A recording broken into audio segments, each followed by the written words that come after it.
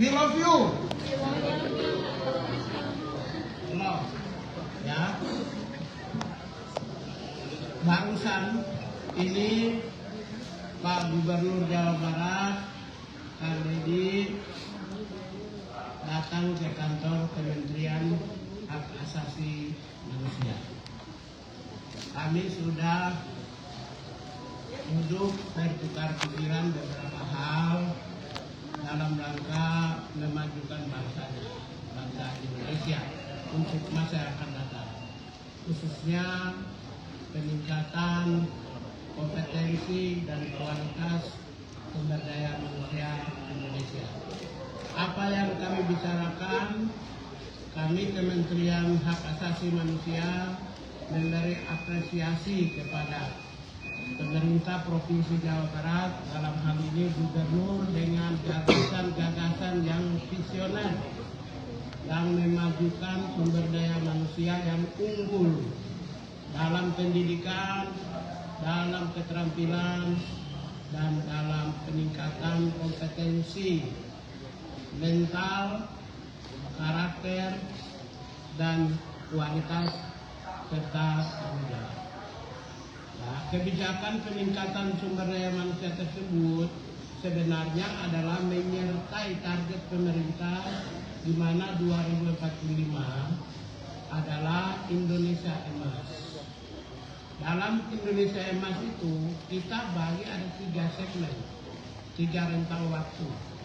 Rentang waktu pertama adalah 2025 sampai 2035 itu adalah transformasi bangsa, menyiapkan SDM yang unggul.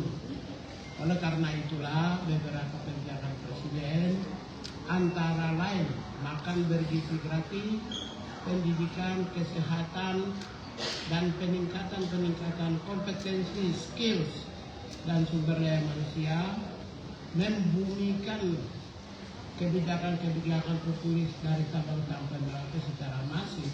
Itu adalah menyiapkan SDM yang unggul pada masa yang akan datang.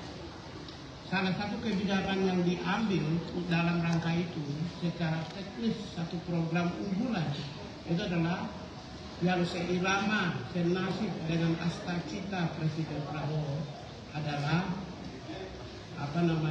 pendidikan bagi mereka yang ada di Jawa Barat yang digagas oleh Pak Gubernur Jawa Barat. Oleh karena itulah kami menyambut positif dan kami dapat banyak informasi tentang apa yang dilakukan dan apa yang akan dilakukan ke depan. Secara teknis dan eksplisit akan disampaikan oleh Pak Gubernur Jawa Barat. Silakan. Baik, terima kasih Pak Menteri. Assalamualaikum warahmatullahi wabarakatuh. Salam langsung. Kami menyampaikan bahwa ada problematika dalam spirit kebangsaan kita, yaitu membangun narasi agar anak-anak muda Indonesia, khususnya anak-anak di Provinsi Jawa Barat yang sedang menekuni jenjang pendidikan SMP dan SMA serta sederajat atau sanawiyah dan madrasah aliyah, yaitu pola pendidikan karakter melalui peningkatan kualitas disiplin hidup dan perubahan pola hidup. Nah, perubahan pola hidup itu apa sih yang terjadi? Yang terjadi pada anak-anak di Jawa Barat itu pola hidupnya adalah mereka rata-rata tidurnya jam 4 pagi. Karena waktunya dihabiskan untuk main game online. Kemudian berdampak pada mereka tidak bersekolah. Selain berdampak tidak bersekolah, mereka sering terorganisir secara sistemik melalui kekuatan media sosial, melakukan pertarungan secara terbuka dan tertutup, melahirkan banyak orang yang terluka, bahkan banyak orang yang meninggal. Kemudian yang berikutnya adalah beredarnya obat-obat yang tidak layak dikonsumsi dari sisi kesehatan, yang dijual secara terbuka sebenarnya, berharga di bawah Rp10.000 dengan 3 butir, istilahnya eksimer dan sejenisnya, serta minuman-minuman yang beredar secara luas yang bisa diakses oleh anak-anak SMP. Nah, ini adalah problem yang harus segera diselesaikan. Nah, problem itu ternyata tidak bisa diselesaikan di internal sekolah melalui pendekatan bimbingan konseling. Dan problem itu juga tidak bisa diselesaikan di internal keluarga oleh ayah dan ibunya.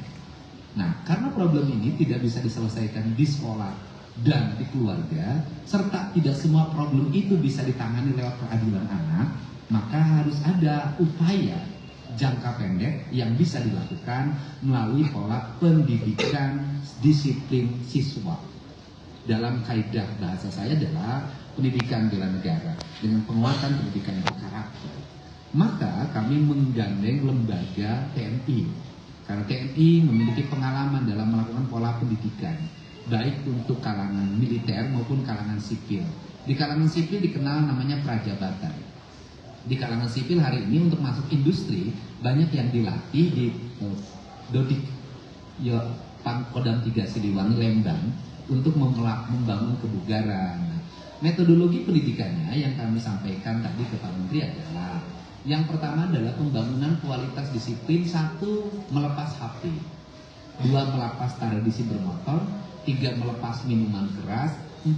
Melepas obat-obatan terlarang, 5. Melepas konsumsi zat adaptif lainnya yang merusak saraf dan pikirannya dengan membangun pola tidur maksimal jam 10 malam. Kemudian mereka bangun jam 4 pagi, mereka mandi, salat subuh bagi yang beragama Islam, membereskan ruang tempat tidurnya, masuk ke masjid, dan kemudian mendapat bimbingan rohani dari kiai yang menjadi bimbingan konselingnya. Setelah itu mereka sarapan pagi, setelah sarapan pagi mereka berolahraga, setelah mereka berolahraga mereka langsung mengikuti ruang kelas pembelajaran sebagaimana dia didapatkan di sekolah. Kami mendatangkan guru dari berbagai tempat, dan kemudian setelah itu mereka salat duhur, kemudian istirahat. Setelah istirahat mereka mengikuti program minat dan bakat melalui pendekatan olahraga. Dan kemudian maghrib dia masuk masjid lagi, belajar ngaji lagi, kemudian sampai isya, dan kemudian nanti mereka makan malam dan kembali ke tempat mereka tidur untuk tidur malam. Jadi model itu yang kami kembangkan, dan kami tadi konsultasikan bahwa tidak ada pelanggaran-pelanggaran yang dilakukan terhadap hak-hak anak sendiri. Nah, kalau bicara orang banyak memperdebatkan persoalan bagaimana mereka belajarnya, pertama justru dengan barat ini mereka jadi belajar. Mereka jadi ada gurunya. Kenapa? Karena selama ini mereka bolos. Mereka tidak pernah belajar, bangunnya rata-rata jam 10 siang.